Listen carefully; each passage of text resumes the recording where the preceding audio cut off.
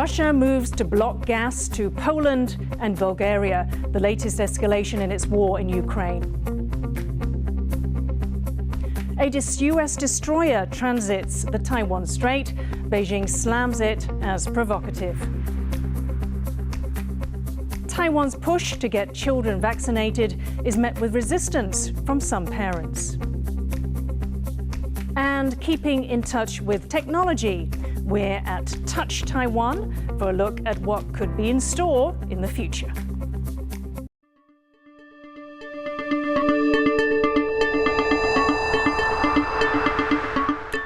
A warm welcome to TaiwanPlus News. I'm Yin Khvat. Russia's invasion of Ukraine is now entering its third month. Thousands of Ukrainians, including civilians, have been killed, and 5.2 million, or more than 10% of the population, have fled the country.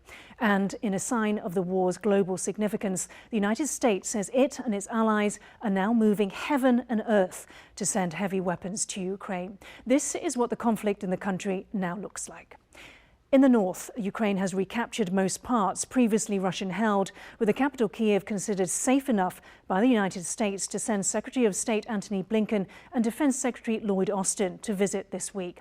In the south, it's an entirely different picture, with Russia controlling a band of the country above Crimea, which it annexed in 2014. There are still some small pockets of Ukrainian control: Odessa, Mykolaiv and Kherson. The east is now the focal point of Russia's offensive. Russia already controls most of the region, supported by the separatist Lugansk and Donetsk regions. Russia's goal was to connect Crimea through to Russia, but there are now concerns that Russia may try to extend this area of control and draw Moldova into the war. Moscow is also escalating its energy war, saying it's shutting off gas supplies to Poland and Bulgaria. James Chater reports.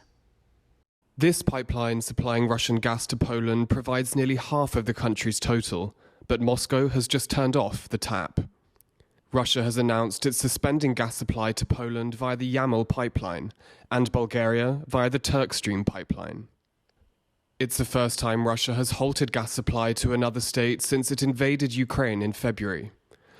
Moscow last month threatened to stop providing gas unless they received payment in Russian rubles.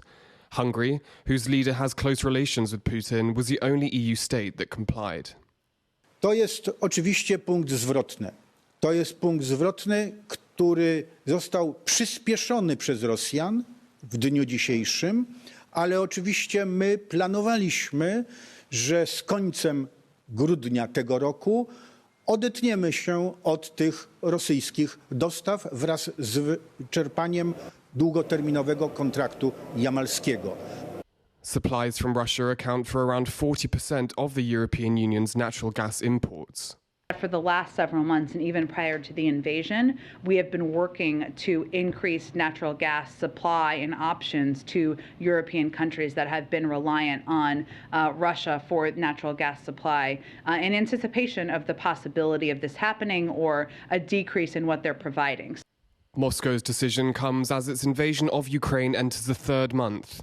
On Tuesday, the UN Secretary-General met with Russia's president and foreign minister in Moscow in a bid to find an end to hostilities. It is my deep conviction that the sooner we end this war, the better, for the people of Ukraine, for the people of the Russian Federation, and those far beyond. But Putin's now famous long table was once more a symbol of the distance to a ceasefire agreement. Подписываться под гарантиями безопасности, не решив вопрос территориального характера в отношении Крыма, Севастополя и Республики Донбасс, мы просто не можем. Но, тем не менее, переговоры идут, и они сейчас проходят в рамках в онлайн-формате. Надеюсь все-таки, что это приведет нас к какому-то позитивному результату. The European Union's dependence on Russian gas has put many countries in a bind. While showing staunch support for Ukraine, turning away from Russian gas could inflict economic self-harm, a stark reminder that no country is immune from the spillover of war. Rick Yi and James Chater for TaiwanPlus. Taiwan's Kuang Exercises, which simulate an attack by China, are taking in lessons from Russia's invasion of Ukraine.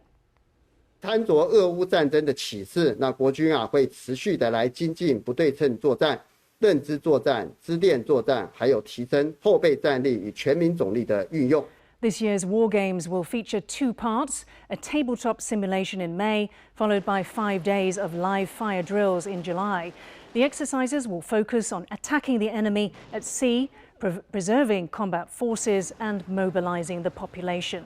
Looking at the war in Ukraine, Taiwan has taken note of the key role civil defense can play in resisting an invasion.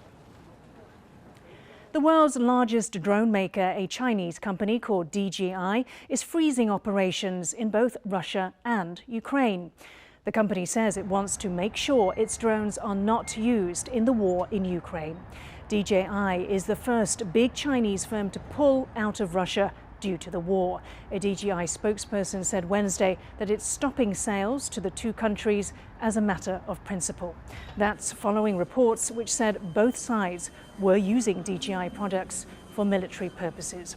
Ukraine has accused DJI of giving Russia access to its technology and data, something the company denies. China's military has condemned the United States after one of its warships sailed through the Taiwan Strait, saying such missions deliberately harm peace and stability. The destroyer's transit comes as the US prepares to give details about its China strategy. Ryan Kilpatrick reports. Demonstrating Washington's commitment to a free and open Indo-Pacific. That's why the destroyer USS Sampson sailed through the Taiwan Strait yesterday, according to a U.S. Navy statement. It comes 2 months after the last transit of the strait by an American warship, and as the U.S. prepares to detail a new strategy toward China's growing influence in the region. First, with regard to the strategy, we very much agree with you. And I will have an opportunity, I think, very soon in the coming weeks to speak publicly and in some detail about the strategy.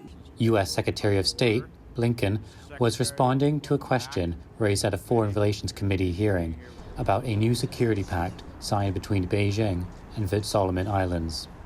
The Solomons' Prime Minister has sought to reassure neighbors that the agreement will not mean a base for Chinese warships in the South Pacific. But it has nonetheless prompted a rethink about U.S. involvement in this strategically vital region. With regard to the Solomon Islands, yes, we share the concern about this agreement. We sent a very high-level delegation to the Solomons just a few days ago. Our lead China expert at the White House, Kurt Campbell, along with the Assistant Secretary for the region, Dan Crittenbrink, led a delegation to the Solomon Islands. I had previously announced some months ago that we intend to open an embassy there that we're moving forward on. We want to have day-in, day-out presence there. The Biden administration has made the Asia-Pacific one of its top priorities and has vowed to commit more diplomatic and security resources to the region to counter China's rising influence. China has condemned the Sampson's transit as provocative, but the U.S. Navy says it is a routine operation done in accordance with international laws. For Washington, it's also a signal, reminding Beijing that, despite the turmoil in Europe, they remain committed to defending their position in the Indo-Pacific. Ryan Kilpatrick for TaiwanPlus. Taiwan is facing its latest outbreak of COVID-19, and experts say we are far from the peak. The government is now focusing on vaccinating children starting next week. On Wednesday, Taiwan reported nearly 9,000 new domestic cases, yet another record daily high. Officials have also cancelled a contact tracing program that uses QR codes. As Eric Gao reports, officials are closely watching the numbers to decide whether to tighten restrictions. Over the past 2 years, much of Taiwan's strategy to battle the spread of COVID-19 has focused on social distancing restrictions, contact tracing, and on vaccination for adults. But for the first time since the pandemic surfaced, the government is putting young children in their sights in their strategy to contain the latest outbreak. Starting next week, kids between the ages of 6 and 11 can get the Moderna jab at half the adult dose. But the initiative is meeting resistance from some parents. 如果可以的话，就是进那个副作用比较没有那么强，然后就是保护力一样有的这样子，会比较好一点啊。对啊，因为莫德纳大人都有点承受不住，更何况是小朋友。doctors say there's no need for parents to be concerned and are trying to allay fears about rare side effects like myocarditis or heart inflammation. 莫德纳的那种，它的那个强度是比较强，所以相对的话，它维持的时间也会比较久。哦，有利就有弊啦。5岁到11岁，他们因为施打这个新冠疫苗而罹患心肌炎的比例，其实是比青少年的族群，像12到17岁，会比他们还低。 Officials are optimistic, though, that the majority of parents would choose to have their children vaccinated. 除掉家长自己带去诊所施打的小朋友的情形，所以可能最后团打的施打率大概会在5到6成之间。 The government believes increased vaccination coverage is one of the keys to Taiwan riding out its latest surge of COVID-19. In recent weeks, new cases have been rising into the quadruple digits. The northern cities of Taipei and New Taipei are especially hard hit and have not ruled out stricter measures to combat the spread. 我会先把医院的医疗量能先控制住，至少不会说有病到医院没有床可以用。必要的话，我们还是会软性封城的。 The authorities have warned that the current outbreak has yet to peak. President Tsai Ing-wen, though, offered reassurance during a visit to the Central Epidemic Command Center, saying that the government is taking steps to ensure life continues as normal. A delicate balancing act at a time when much of the public are eager to live a pre-pandemic life and yet are looking to the government to keep them safe in what's being seen as the country's biggest outbreak yet. Patrick Chen and Eric Gao for TaiwanPlus. Touch Taiwan. It's an exhibition featuring the country's latest tech developments, and this year it's taking on the challenges of the pandemic. The three-day event showcases smart display technology like touch screens as well as advances in storing renewable energy. And as Jaime Ocon discovers, visitors can even step into an airplane cockpit. One of the things that's notable in this event is a focus on the pandemic and the development of future technologies that will help us live with the virus. And that's why this year the event is themed The Future. Now, a major issue since the global outbreak has been the stress put on the aviation industry to deliver goods around the world. Now let me take you to this big bubble machine here. It's a flight simulator, but it's not just any ordinary simulator. It's a Taiwan-specific landing and takeoff simulator, which means that you can pick an airport in Taiwan and start training. The developers will allow pilots in quarantine to train off-site. Flight crews have faced some of the most restrictive quarantine requirements. They are often stuck in a cycle of work and isolation and often face longer than average quarantine periods. This simulator here will make sure that pilots can keep training without having to leave the ground. Due to Taiwan's latest outbreak, there aren't the usual crowds that there have been in previous events. The organizers say that they were hoping for a bigger turnout. Now, the whole point of this exhibition is to display more efficient technologies that will help both people and companies alike. The organizers hope that this will resonate to a wider audience as many people try to overcome the challenges of the pandemic. Coming up, telling stories of Taiwan's ports. We'll introduce you to one very happy fisherman. Details next.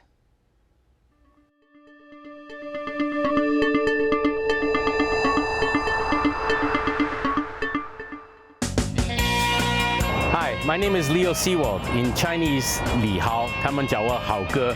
Welcome on my boat. 其实我们到绕河的时候，离101大概2公里，所以我们真的可以开到台北的中心。Wow, it's a little past 3 in the morning, and we are at Keelung's fish market. 看起来很开心的那个鱼是什么？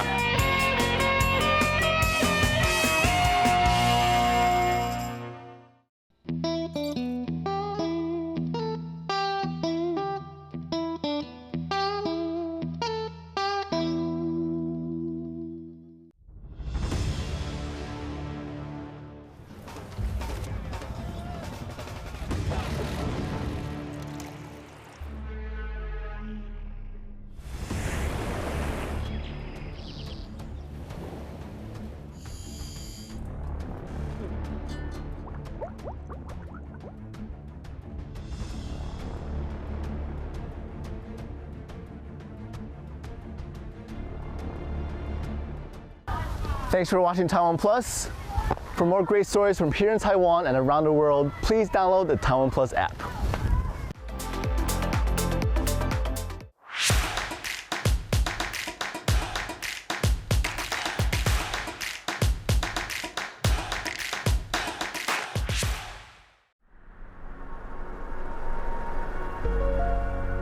What makes this island nation exceptionally punch way above its might?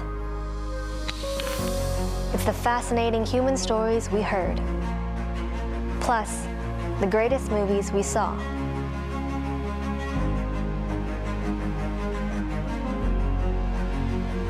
The enduring and painstaking past we learned, plus the beautiful people we met. The delightful cuisines we tasted, plus the coexistence of many cultures we embraced. The powerful, energizing technology we invented,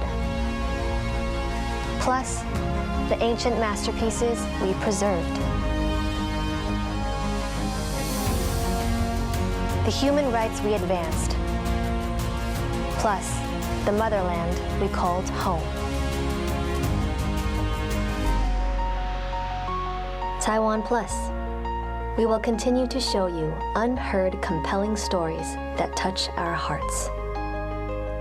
Come with us as we embark on yet another unraveling journey to the world.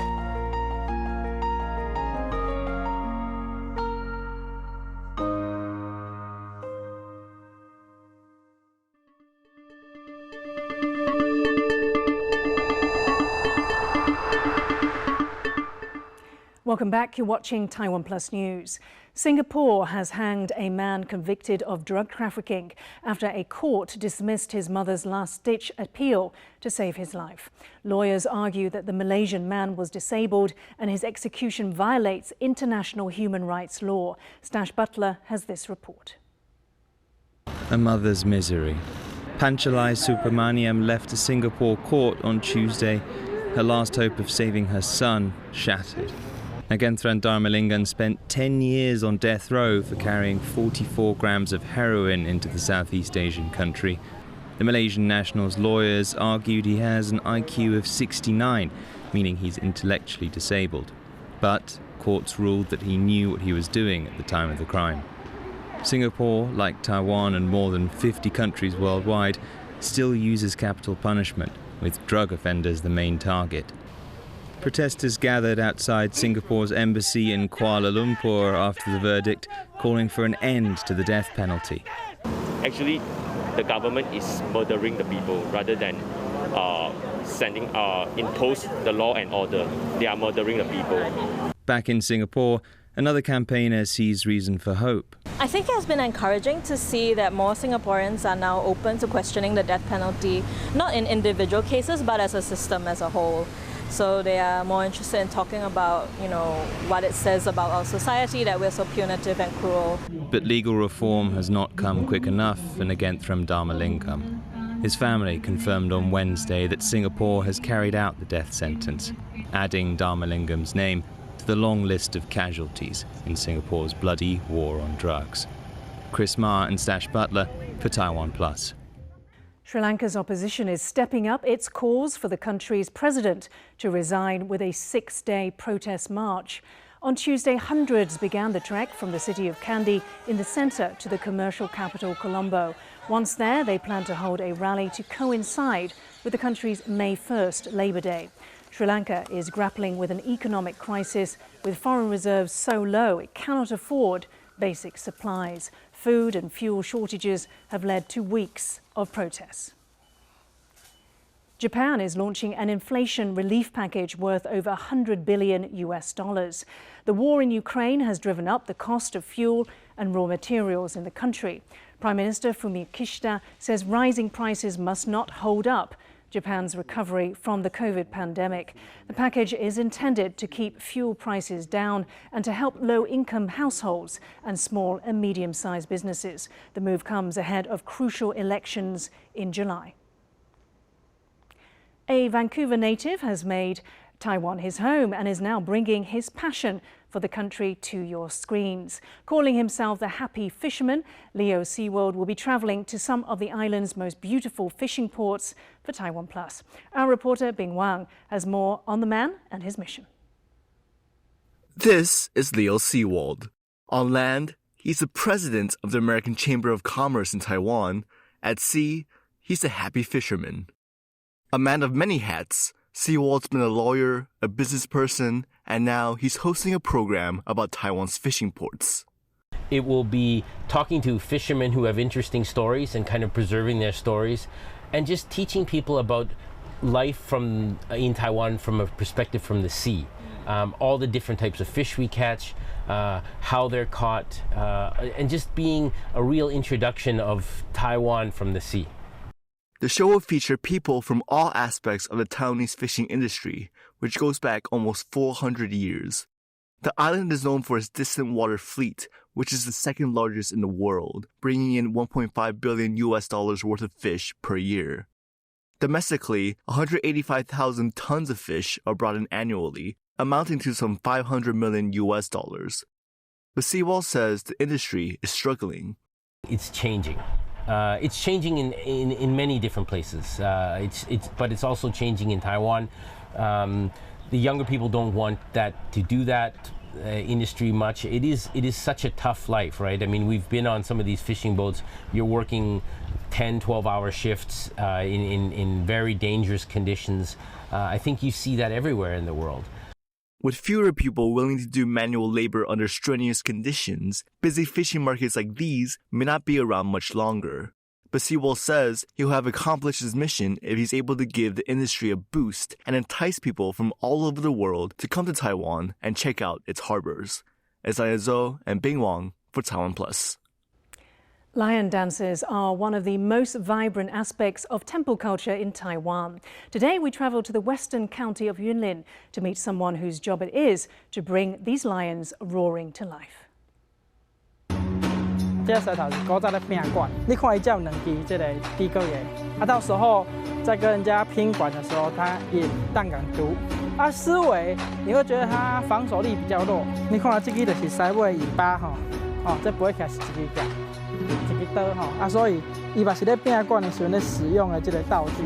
那老狮头它最早都是用矿物材，淡薄落这个矿物材的粉，看起来好像斑驳的样子。伊的胡须嘛是。 伊的胡须是拿刀丝，无就是用钳磨，用这种自然的植物来去做伊的胡须跟伊的毛发。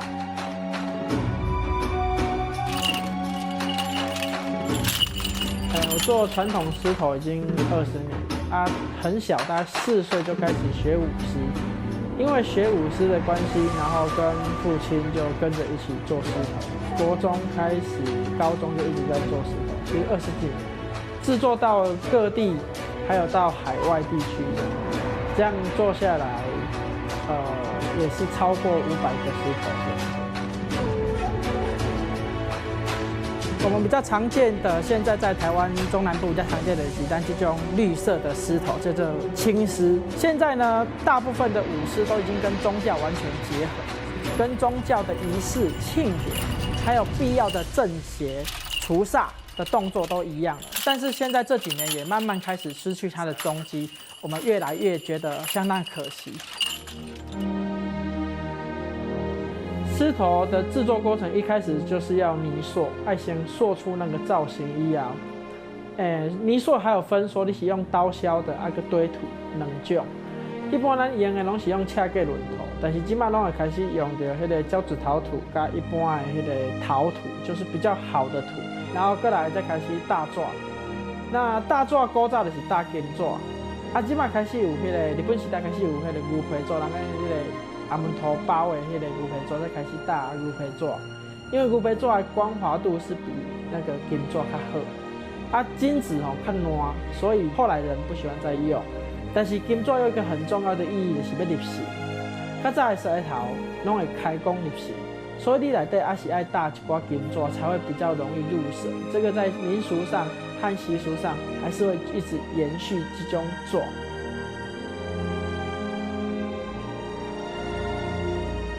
金子、布、牛皮纸等等拢总爱差不多10顶。那这个过程差不多爱1礼拜外吧。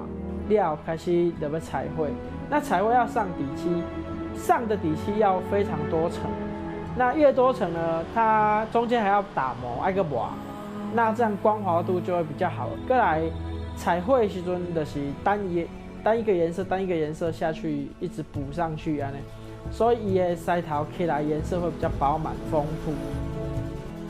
尾啊，足少人做迄个用的纸石头，拢开始用铅棉的石头。就是因为铅棉的做时间紧，伊一工可能会当做3粒，纸石头可能一礼拜才当做1粒。铅棉的较俗，纸的较贵，所以尾啊就开始纸的石头愈来愈少人用。但是后来当开始转型成就是很重要的比赛的时候，就会才重新发现那些纸的石头的好处。Thank you for watching TaiwanPlus News. I'm Yin Khvat. We leave you with images of a graffiti artist's work floating through Venice, Italy. For more stories from Taiwan and around the world, please download the TaiwanPlus app. Stay safe and see you next time.